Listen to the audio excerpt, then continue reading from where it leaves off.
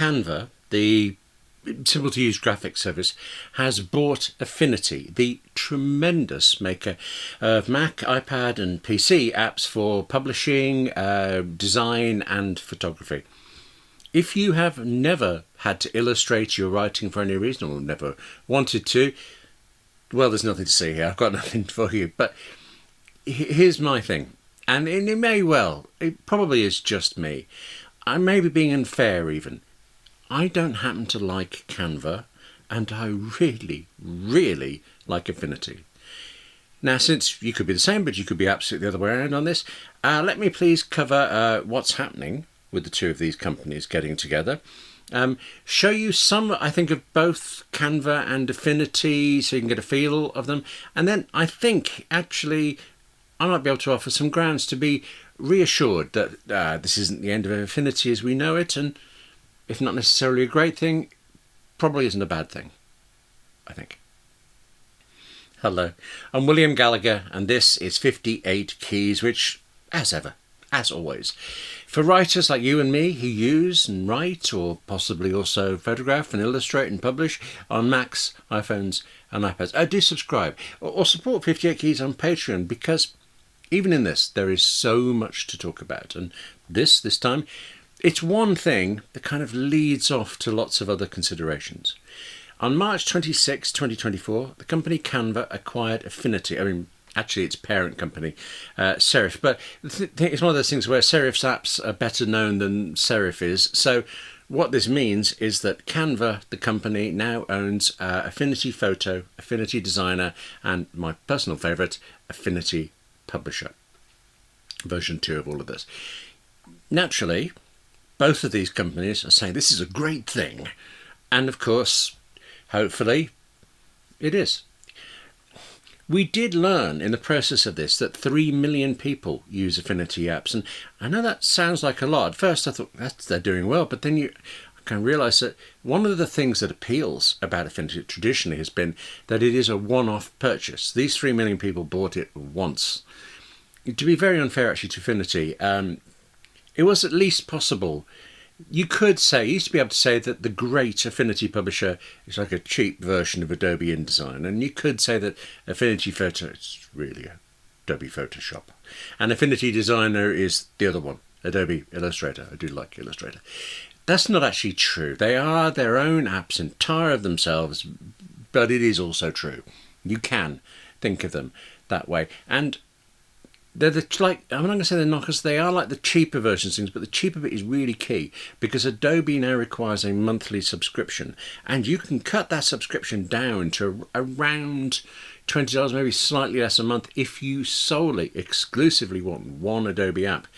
But to get the functionality of Affinity Publisher, Designer and Photo, you need the All Adobe Apps tier, Creative Cloud All Apps tier, which is $60 per month. Now, I'm not in any way saying that's a bad price. Adobe does amazing software, and for years and years I used to be absolutely wedded to Photoshop for almost everything, and Adobe Illustrator for anything else. I'm still a fan, but for my use as a writer who has to illustrate articles, and I also produce a few magazines a year on PDF, I can't justify the cost of my business of the Adobe subscription. In comparison, usually, the Affinity apps cost $70 or £67.99 each for the Mac versions, and another $18.50 or £18 for each of the iPad versions of the app. But right now, as I record this, there's a sale on. Now, I did just say right now, and actually before that I said usually. When a film is bought, especially a film whose apps you rely on, you have to be concerned about price changes. And also, is this worse? I don't know. Whether the apps are actually, it is worse. Whether the apps are going to go away. Whether they will be subsumed into, in this case, Canva. Both companies, Canva and Affinity, really want to reassure you about the first bit, the pricing. And I think there's reason to reassure us both about the latter. First up, though, the price. In a joint statement, Affinity and Canva said that perpetual licenses will always be offered, and we will always price Affinity fairly and affordably. That's kind of specific and general at the same time. isn't it? It does explicitly not address whether the prices will go up, whether they'll change at all, but it does commit to always offering this option to just buy the app outright. Given that, well, surely there's only so much more they could charge, so much they could increase the price before people might as well just go buy Adobe stuff. There's got to be, there's at least there's a ceiling to how far an outright purchase price could go, I think. The fact that it does say such a license will always be offered, yeah, that's sounding to me like a subscription model is coming, as well. So it won't be that subscription is the only way to get the apps, and maybe that's good. It used to be that I would do 3 magazine issues a year. So with a subscription, I suppose I could have subscribed each time those came round. As it happens, I'm now doing more. I'm doing 6 or so, typically, in a year. So it's now become better for me to have got the one-time purchase. But, we criticise subscriptions. They aren't necessarily bad. I like the fact that they're saying we'll have both. They're saying we'll have the purchase one. 2 companies, they also said this. The Affinity Suite will also be made available without charge to schools and registered non-profits. I think I missed out a word soon there, but soon or not, can't argue with that. Good on them. Thank you very much. I know, by the way, that fans of Canva, well, they will tell you they use it because it's brilliant, but I think they tried it first because it was free. There is a paid version, but the free does a lot one. And I suspect most people, having found something they like that's free, won't have used anything else. So here's an anything else. It's an extremely great anything else, and it will be as free as Canva for education and non-profit. So that is unquestionably good. Listen, I've only had, the very, very slightest contact with the developers at Affinity, but I like the people I talk to, and I really like their apps.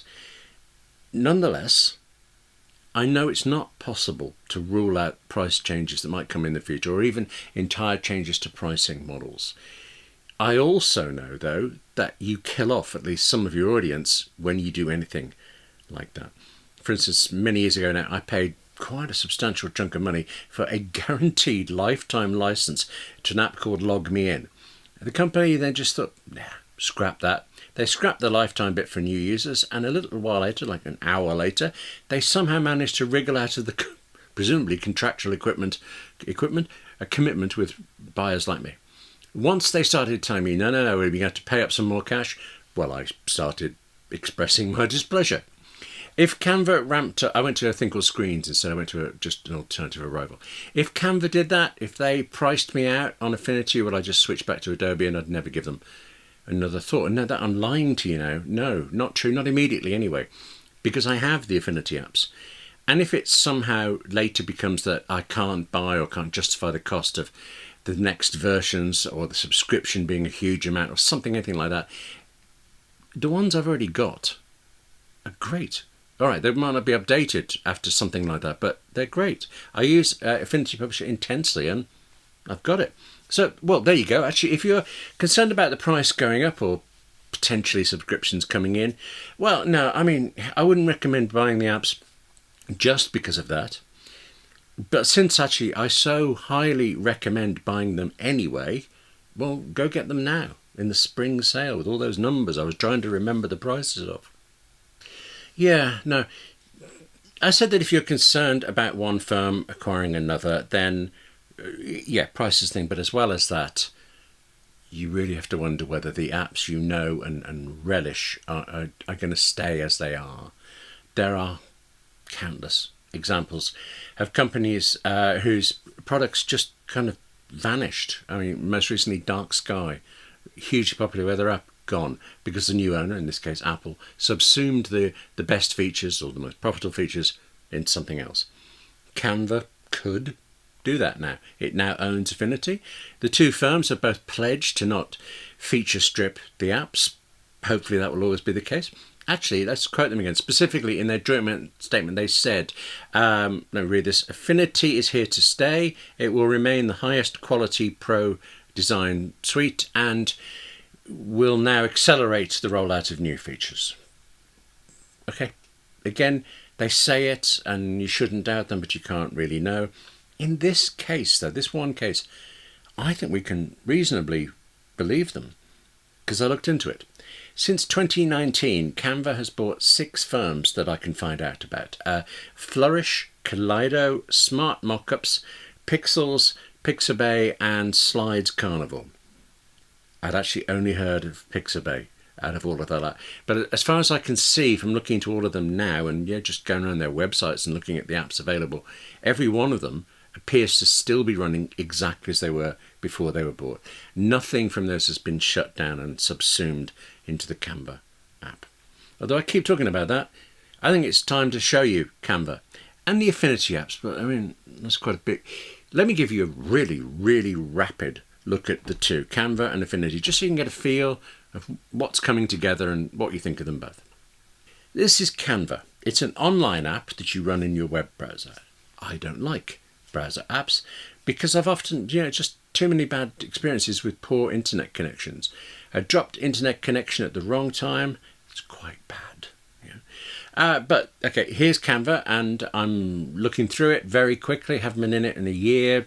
Don't know where around. Just fun way around quite quickly to make a YouTube poster for a recent 58 keys video, and there are some examples I could use. There are ways to take the poster I actually made and turn it into various different ugly variations on it, uglier maybe. But here's the thing, this is what kills me about Canva. During all this, what you're seeing here, and I've sped up bits, I've made a YouTube template, I've checked the size the poster should be, and then when I move the image I've made to this canvas of what I have every reason to believe is the correct same size, the poster doesn't fit anymore. And I can't understand that. If you know what I need to do, comments, please, I'd be so grateful. It just, with things like that, it seems to me the Canva is brilliant if you want to use it to do exactly what it's good at in exactly the way it likes to be used. And neither of those happen to do it for me. I mean, you might be the same, or you could be you could love Canva. You need to have a look at it. I think actually the way I've said all that, you're now kind of expecting me to enthuse about the Affinity apps instead of Canva. Yeah, actually, there are issues. For example, this one bothers me. Since macOS Sonoma, it can sometimes take more than 2 minutes to open a certain Affinity Publisher document that I've got. Apparently it's rare, but it happens and I get it. The first time it happened, though, it was on a deadline for an issue. It was so scary. Breathe. And I'll just tell you, if I don't really understand Canva, I definitely do not properly understand either Affinity Designer or Affinity Photo. And I would like to get to know both better because I do so much illustration work for my articles and things in the YouTube videos, the posters for those. They would be handy tools to have. And as it is, I do I do all of what I do for that. All of my image editing work in Pixelmator Pro for the Mac. It's a superb app. I love it. But if I could just get into Affinity Photo and Affinity Designer, they're incredibly powerful. And actually, if they're right for you, not only are they're just fantastic. But they also, this is the thing that really appeals to me, they have this one little extra that I adore. As far as I know, no other app or set of apps does this. Easy to show you than to talk about it. Watch. Here I am in the superb Affinity Publisher, and here's a recent magazine issue I've been working on, a couple of months old now. If I go to, say, this photo of me on the editor's page, and I decide for some reason I want to change something, well, I can do this. I can just click on that photo, select it, and then up here, up in the top left-hand corner, when you have more than one Affinity app installed, I should say, you go up to that top corner and you get these 3 options. You get these personas, they're called. Click on the Affinity Photo persona and your image stays exactly where it was. Your document stays exactly where it was. But everything else has changed around it. All of your Affinity Publisher tools and options and choices, they're gone. And all of the Affinity Photo tools and options and features are now right there, ready for you to deploy on this photo. Do what you need to do. Click back on the Publisher persona when you're done and carry on. Or click into the Affinity Designer and back out again. The persona for that, it's exactly the same thing. The tools wrap themselves around your document. Utterly gorgeous. So the short version is that Canva is basic, but actually it could be all you need, and there is a paid for version that does more. The Affinity apps are about as far from basic as you can get, but they are, I think, easy to use, easy to get into, and they may very well be all you ever need. Now, since Canva is free, well, there's nothing to stop you getting them all. And since the Affinity apps are so very good, there's quite little stopping you buying them now, if you can, and if they look useful to you. If you can get them, if they look useful to you, well, get them now in the spring sale, and you won't have to care quite so much about what happens next in the short term, now that Canva has bought Affinity. I was actually dismayed, at the news of Canva buying it, because as nothing against the companies, I don't know, I so dislike Canva the service. But the more I look into it, the more I can believe that it's good news for the Affinity company, of course, and so hopefully also for you and me. Plus, I also just like that I got an excuse to enthuse at you about the tremendous Affinity apps. Did you pick up at all on how I like them, and that maybe Affinity Publishing my absolute favourite? I thought I was quite subtle there, quite subtle. That's it for this edition of 58 Keys. Thank you very much for watching.